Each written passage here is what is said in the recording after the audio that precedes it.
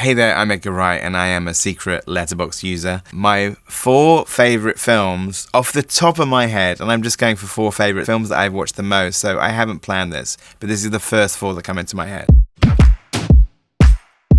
2001, A Space Odyssey. I first saw it on TV when I was a kid, probably in the wake of Star Wars being released and my parents saying, oh, you should watch 2001. I'm not sure I entirely understood it, but I was completely transfixed by it. It is a film that whenever it is on at the cinema, I will go. I've seen it maybe like once a year for at least the last 10 years, so it's become the film that I've seen the most on the big screen. An American Wealth in London. It was one of many films that made me want to be a director. I think I first attempted to watch half of it when I was 10 years old when it was on TV. I was desperate to watch it. And when it was first on the BBC, I think in 1984, my parents let me stay up and watch it. But then around the time when David Norton gets his throat slit by Nazi demons, my mum was like, okay, bed, that's enough. So I went to bed and had terrible nightmares about it, and eventually watched the whole film later. But it is a film to this day which has become like a desert island film for me. I feel like that it packs so much comedy and horror and drama and sexiness and amazing makeup effects and amazing soundtrack choices into 92 minutes with perhaps the best cut to black in movies. If I missed it off my list of favorites, I would be lying. Raising Arizona by the Coen brothers is another film that I think when I first saw it as a teenager, I watched it immediately again afterwards. I just couldn't quite believe that a comedy could be that stylish and that dense in terms of its visuals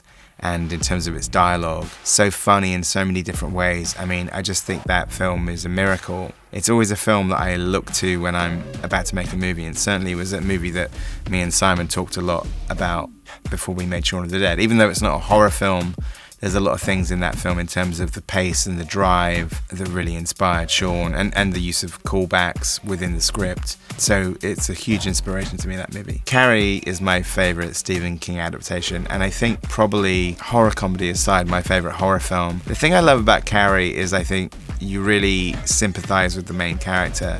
And it's rare when you have a horror movie where it's both the end of the movie is a terrible tragedy, but you also really, really want her to have her revenge. I love Carrie because I've watched it many, many, many times, but every time I watch it, I think maybe this time it might work out okay for Carrie and Tommy.